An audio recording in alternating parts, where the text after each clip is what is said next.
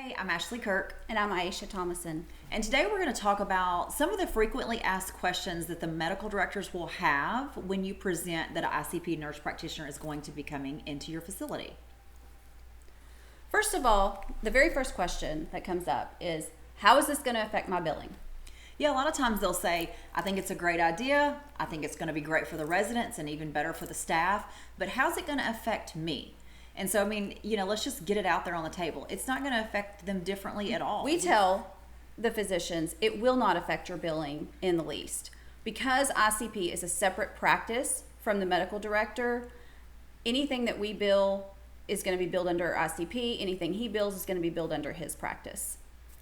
It's the same thing as if you went to your PCP, they billed an office visit, then the next day you go see your cardiologist, they bill an office visit. Yeah, it kind of works the same way.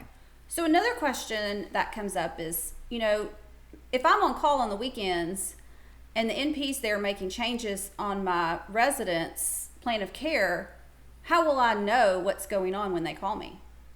Right, and so our nurse practitioners can communicate. They can figure out a system of communication to keep the doctor up to speed as far as what's going on during the week. A lot of times the physicians like to round with our nurse practitioners when they do come in the facility. So the next question we get asked is, how will call work? Because our nurse practitioners are there daily, the call volume is typically reduced within a matter of weeks because they're there putting out fires, taking care of all the acute and chronic issues that are going on. So the call volume is reduced on after hours and on weekends. Then our nurse practitioners will often share call with the medical director, often alternating weeks. So sometimes the doctors want to know, are they going to be responsible for our nurse practitioner?